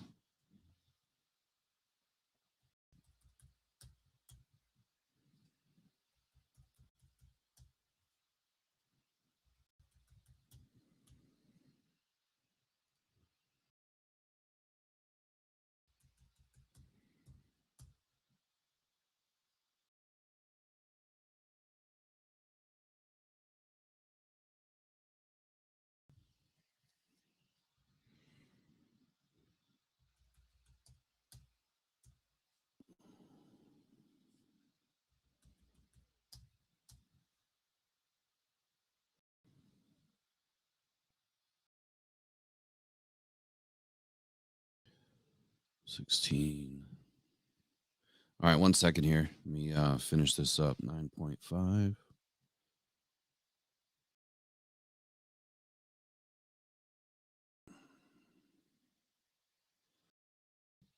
It gets us close.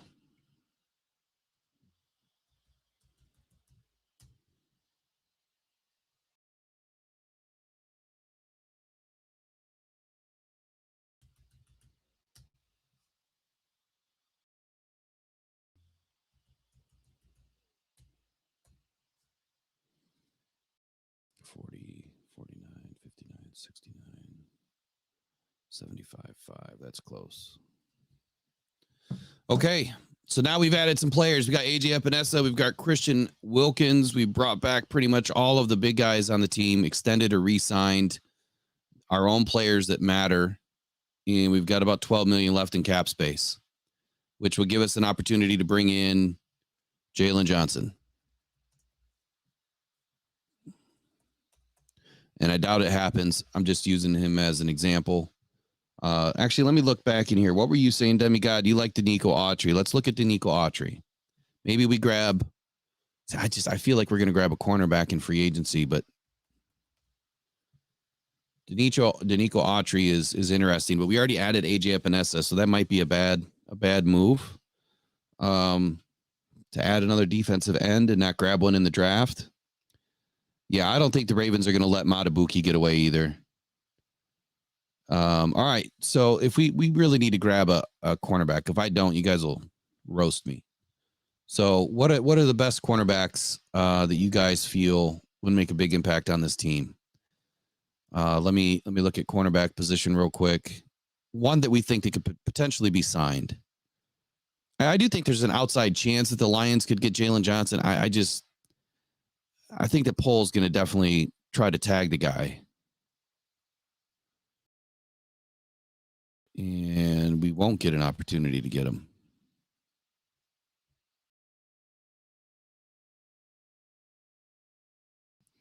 Winfield or Johnson, says Will Scott. Winfield or Johnson.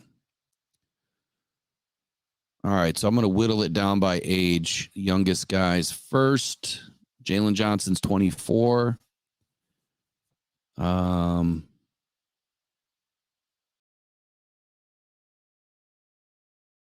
Johnson, Kenny Moore, Jerry Jacobs, Kendall Fuller, Stephen Gilmore, Michael Hyde, Ladarius Sneed, Dory Jackson. I don't see Winfield.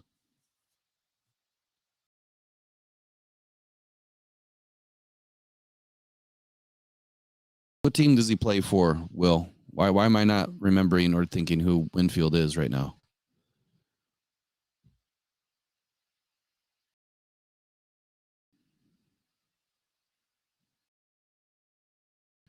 What do you guys know about Akello Witherspoon? Oh, Tampa. Okay, I got you.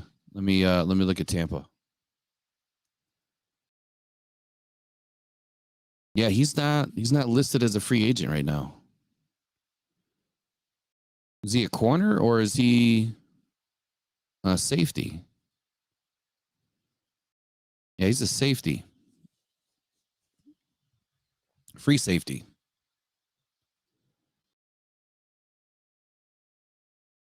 All right, let me go back to corners. All right, to keep it interesting, let's just do Jalen Johnson. Let's just keep it interesting and roll with it. Because I think that that's going to give us an idea of, how much, big money can be spent. This doesn't leave the Lions with any money, come trade deadline. So you got a 4-year deal with a 1-year void. I think that he's going to get about $15 million a year. We'll give him $15 million signing bonus, which is a lot of money, but I'm just throwing numbers at this point. So if he gets a $60 million deal, probably get half of it guaranteed at least, I would think, especially if he gets a lower top number, he would get a bigger bottom number.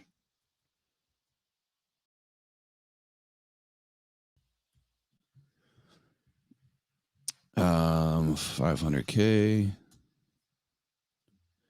to make the team.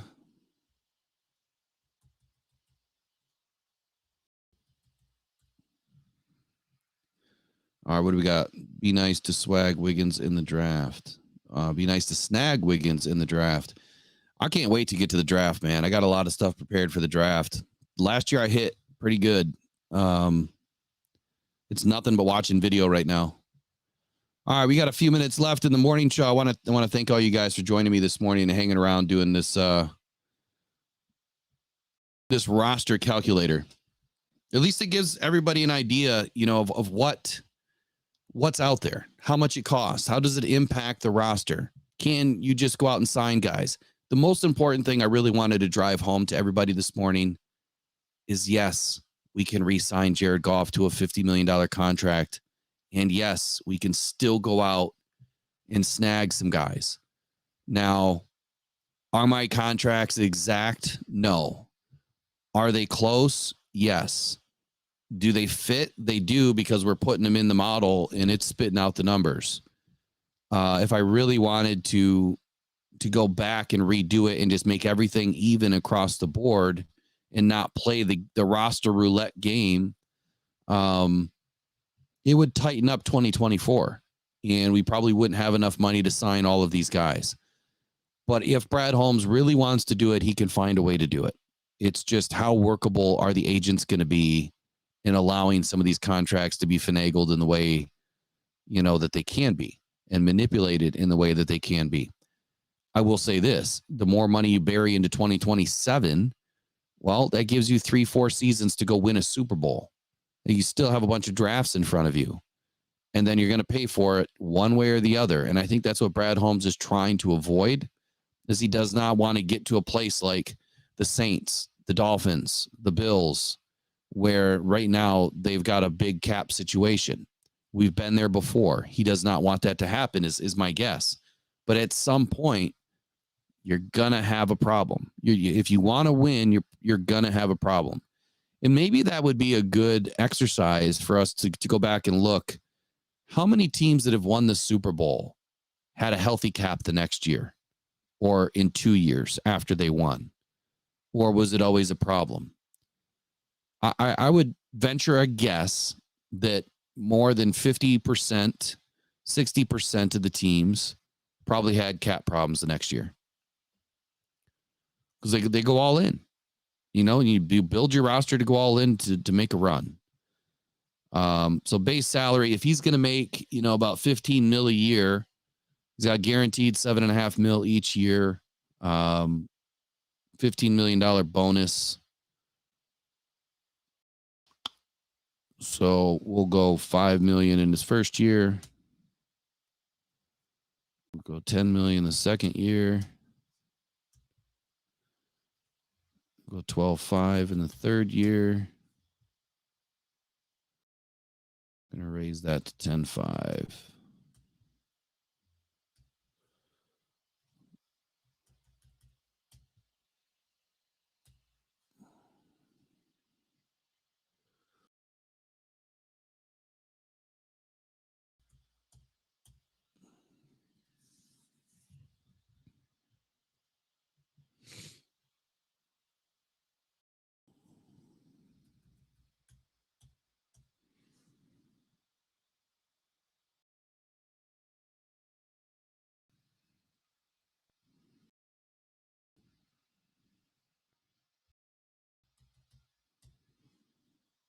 All right, we're close. So there we have it. We've got an all-star cornerback. We've got an all-star defensive tackle. We've got an upgrade at defensive end: AJ Epinesa, Christian Wilkins, Jalen Johnson. We've re-signed the majority of the players that need to come back, in my opinion, and a lot of your opinions too, that we're working on this morning, is that a lot of these players need to come back to keep this core healthy, to keep the Detroit Lions sprinting forward in their ability to go back to the NFC Championship game, and even further in 2024 to the Super Bowl. But I would say this is a pretty darn good roster, if you ask me. And you still have the draft in front of you to supplement. You got 70 guys under contract. You could easily add 20 more guys to this roster, during the draft and after the draft with UDFAs. So the Lions can get it done. They would still have $4 million left in cap space. So the problem that creates now is we don't have enough money to sign our rookie roster. We need about $14-15 more million. And the way that you do that is you're going to remove, some of the initial base salary of Jalen Johnson and Christian Wilkins in the first year. You could lower it down to, $1.5 million. You would save roughly $7 million right there. And you could get, you could finagle a couple of other contracts that are heavy. Jared Goff you could dial him back to $1.5 million this year. So now you're up to about 10 or 12 million. And so you're there. You can get there pretty quickly. You could totally just cut Tracy Walker, and that might add a couple more $1 million to the cap. So When you look at it overall, can it get done? Yes. Would it bootstrap this team for cash this season if anything happened? Yes, it would. Let me get this off the screen. Hey, there I am. I'm back. You guys have been looking at a blank screen the whole time for the most part. So can it get done? It can. I wanted to do the free agency look and really look hard at this roster to give everybody the picture that the Lions are in a good position. Yeah, it might not be as much money as we were hoping. We were hoping they were going to have 70 million this year to work with. Right now, it's looking to be about 44 to 50 million is what they're going to have available in cap space. But they can bring in 3 guys. They can re-sign all of the players that need to be re-signed. They can extend Jared Goff, Penei Sewell, and St. Brown this season if they really wanted to. The future is bright, to your point. Will Scott says Detroit is building the team right. Look at KC. They don't spend much, but they get the best players to fit the model they have. Look at the results. What they did with Mahomes' contract in the very beginning was very smart. And, you know, he's still making buckets of money, but they're finding the right players. He's having trouble with his wide receiver core, and that's the only thing that I'm worried about in the Super Bowl for them is their wide receivers are not the greatest. Demigod says, I wouldn't be surprised if they bring in a top player and that player take a friendly deal. You know, I think that the benefit to the Lions right now is that they have this culture, this identity that they're building. Well, I guess it has been built, right? And players see that. They recognize that it's a good place to play. They recognize that this team is going places. And if they are the exact players that fit the Brad and Dan model, then maybe they would be a little bit more open to being friendly in the beginning, but I will get paid in the end kind of deal. And that would help the Lions get to where they want to get. I think that anybody that comes to Detroit that wins a Super Bowl or becomes a perennial playoff winner, it's going to be the most exciting time they've ever experienced, especially because of the fan base and how important it is to the team. And that feeling that you're going to get at every single game, knowing that your fans are there to back you up. We've gone from boos to breaking decibel records for cheering. What a transition, right? Let's keep it going. Brad, Dan, go make it happen. To all the fans out there of the Detroit Lions, you got to make it happen by showing up. I challenged you guys the other day. Start buying tickets when tickets are available at away games. That's where we're going to be needed. And let's keep showing up here at Rocked On Syndicate, at Rocked On Detroit Lions here on YouTube. I appreciate y'all for joining this morning. Go ahead and click that like button, share it, get it out there in the YouTube world. Subscribe if you haven't subscribed yet. This was a different style of an episode this morning. Went 2 hours. I didn't plan on it going 2 hours, but I at least wanted to have the conversation about the roster and the free agents. And we'll start diving into some independent videos too, over on Rocked On Detroit Lions about some of these players and, you know, what they would mean to this team by coming back and how do they fit the mold. Now, you're probably going to hear a lot of the same things that I said today, but I'm going to get a little bit deeper with it too. So quick shout out to Tracy for sending in $5 buy me a coffee this morning. And another someone, if you don't put your name in, it won't tell you who sent it. But I appreciate you guys for sending in the coffee this morning. And you can do that at buymeacoffee.com and select Get Rocked On or at Rocked On is the handle if you'd like to support the channel. Just started working with a new contractor yesterday on building out the infrastructure to the website, which is finally going to get finished. Hopefully before the draft. We had a falling out with the last contractor, but this team, this company seems like they can do it the right way. So that'll be fun. We're going to have a lot of new and exciting things popping up on there. But look, I appreciate y'all. Y'all have a wonderful day.